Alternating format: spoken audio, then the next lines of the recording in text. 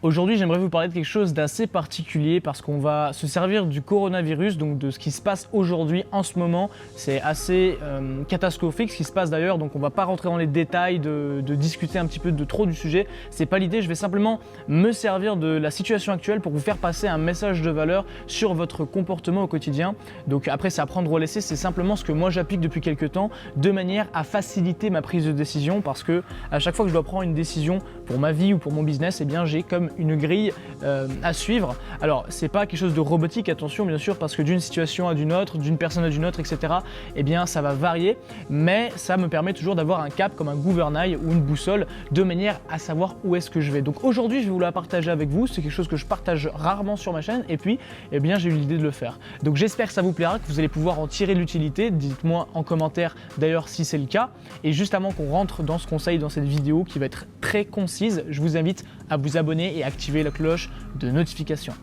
Alors aujourd'hui, vous l'avez compris, c'est la catastrophe un petit peu avec les médias, on se fait matraquer que du négatif parce que eh bien, le négatif c'est ce qui est le plus facilement véhiculé, le plus facilement communiqué. D'ailleurs une personne négative dans votre entourage, c'est elle qui va vous impacter le plus qu'une personne positive, parce que c'est contagieux la négativité, ok?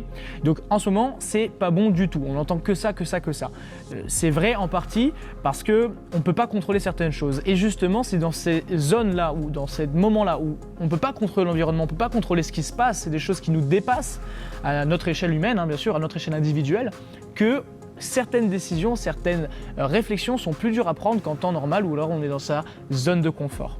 Là, c'est comme si un peu le monde entier était dans sa zone d'inconfort et on ne savait pas ce qu'allait devenir. Il y avait un peu il y a le doute, la peur et tout ça, ça ne facilite pas la prise de décision, ça ne facilite pas la rationalité.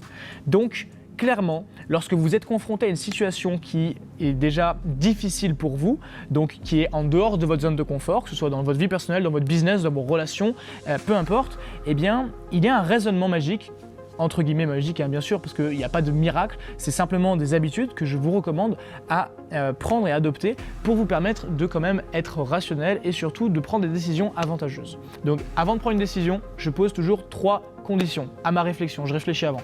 Et je me dis 1. Qu'est-ce que je ne vois pas? 2. Qu'est-ce que je ne sais pas? 3. Qu'est-ce qui pourrait se produire de pire?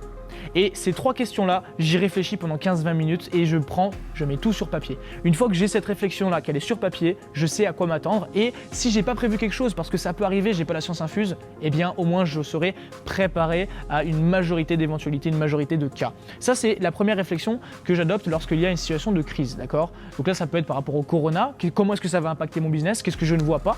D'accord? Qu'est-ce que je peux prévoir? Qu'est-ce qui peut arriver de pire?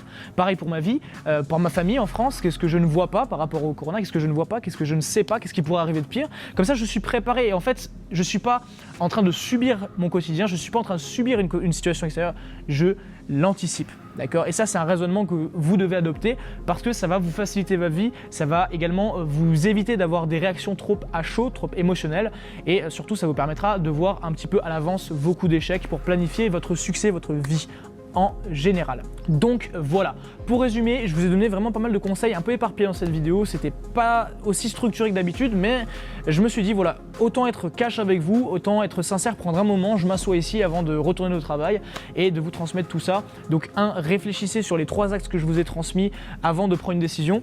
2, comment est-ce que vous allez pouvoir transformer quelque chose de négatif en positif? Eh bien, c'est en prenant du recul. Grâce à cette réflexion, vous serez préparé à anticiper et vous allez pouvoir au final jouer un peu des coups d'avance. Ça, c'est bon.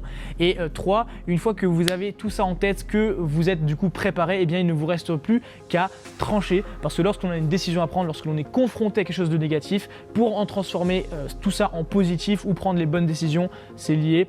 Eh bien, ça va demander du courage. On a fait le tour, maintenant je vous remercie pour votre écoute. On se retrouve demain à 18 h pour une nouvelle vidéo. C'était Axel et d'ici là, prenez du recul, réfléchissez bien et tranchez toujours dans la vie parce que ça fera toujours la différence.